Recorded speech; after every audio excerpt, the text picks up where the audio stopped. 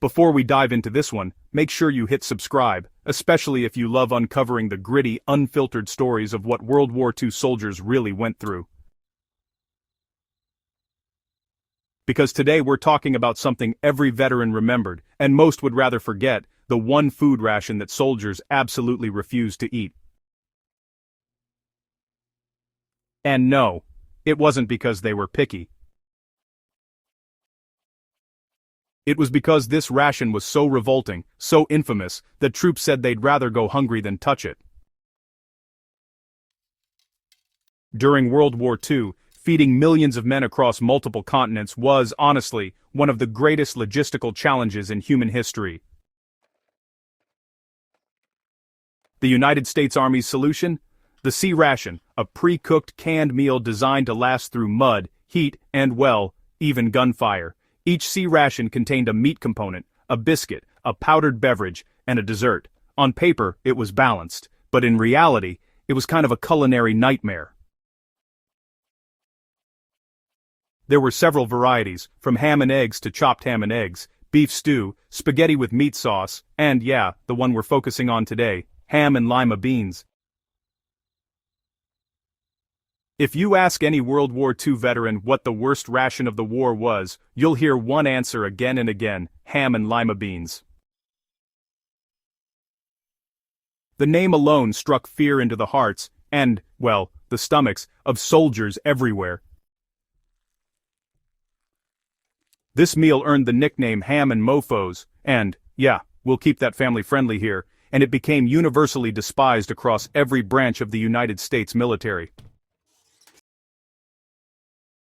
So, what made it so bad? For starters, the texture. Imagine opening a tin can in the freezing cold, spooning out chunks of greasy congealed ham mixed with mushy pale lima beans swimming in a pinkish-gray broth, and then, add the smell, somewhere between old socks and wet cardboard. And, honestly, you'll understand why many soldiers called it the smell of despair. Countless stories survive from veterans who experienced the horror of ham and Lima beans firsthand. Some said they'd bury the cans rather than eat them, others traded them to unsuspecting replacements or even enemy POWs. One Marine reportedly wrote in his diary, "If I die in this war, it won't be from a bullet, it'll be from ham and Lima beans."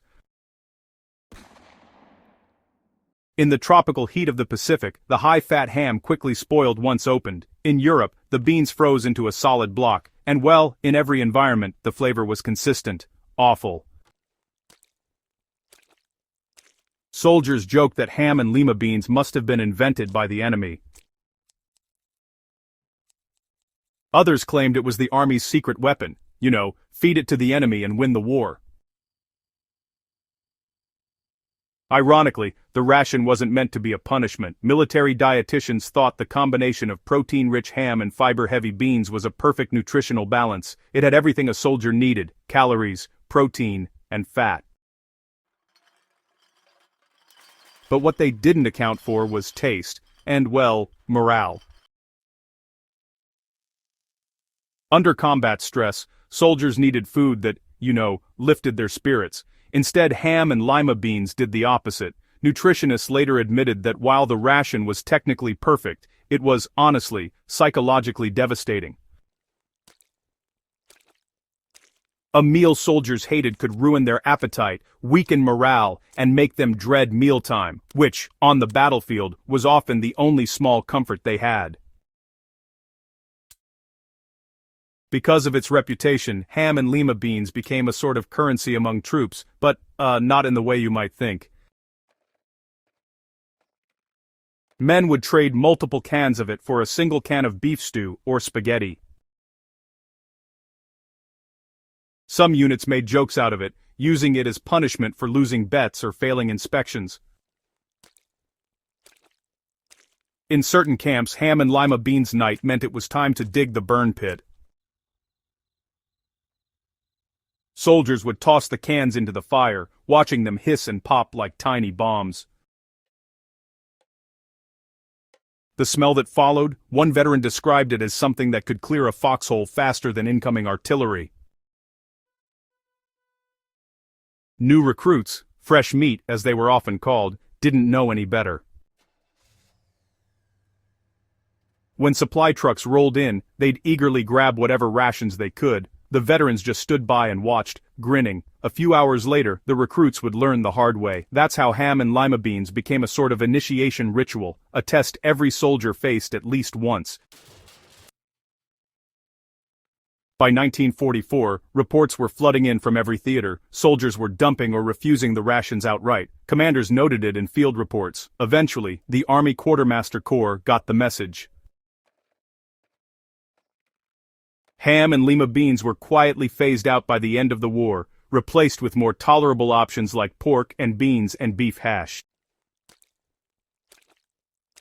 Even decades after World War II, veterans still joked about it at reunions.